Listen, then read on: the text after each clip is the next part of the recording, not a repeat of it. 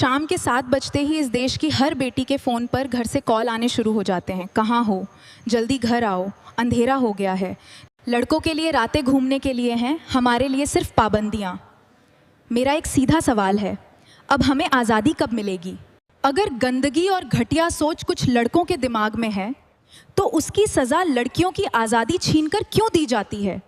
समाज लड़कियों को बंद पिंजरे में रखने के बजाय लड़कों को तमीज़ क्यों नहीं सिखाता?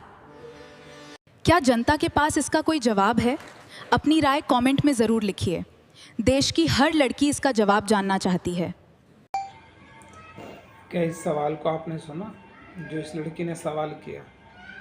क्या किसी के पास इसका जवाब है? अगर है तो आप कमेंट में ज़रूर लिखना। और जो मेरे पास है मैं अपना आपको अनुभव बताता हूँ। इस लड़की को लग रहा है कि शोषण करना लड़के कर रहे हैं। शोषण मतलब उनके जीने के तरीके में और लड़के के जीने के तरीके में ज़मीन आसमान का अंतर है। परिवार समाज के लोग लड़कों को ज़्यादा वो दे देते हैं आज़ादी, इसका अर्थ ही है। और वो आज़ाद नहीं है।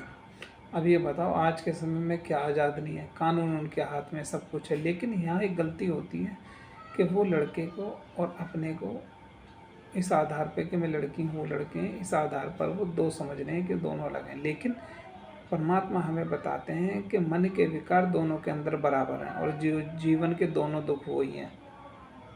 ठीक है, तो हमें ये जानने से पहले कि मैं लड़का हूँ लड़की हूँ, ये जानने से पहले सही जीवन जीने का तरीका जानना होगा भाई। चाहे वो लड़का हो चाहे लड़की हो, परमात्मा ने भेद नहीं किया।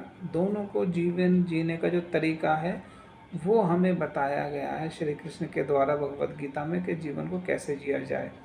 5 विकार हैं, main point, to the point हम बात करेंगे, इधर उधर की बात नहीं। 5 विकारों को हटाए बिना आदमी कभी भी सुखी नहीं हो सकता। स्त्री को भी सुखी होना, पुरुष को भी होना। तो विकार मुख्य कारण है। मुद्दा ये नहीं है कि लड़कों को आज़ादी है या नहीं, हम आज़ाद कम होंगे। मुद्दा ये है कि आप जिससे बंधे हुए, जो आपको परेशान कर रही है चीज़, भीतर भीतर खाई जा रही है, जो कहती है आपके भीतर कि मुझे घुटाना बंधन है, उसको जाने बिना आप बंधन से मुक्त नहीं हो सकते।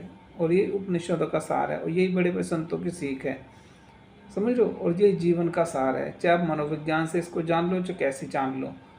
अगर आप बाहर सोचते रहोगे कि बाहर की आज़ादी लेके हम आज़ाद होंगे, तो देख लो देश का क्या हाल हो रहा है। एयर होस्टेज रात दिन बाहर घूमती रहती हैं, वो भी अपने जीवन से सुखी नहीं है। जिनको आज़ादी मिली हुई है, जो कंपनियों की हेड है, वो भी परेशान है।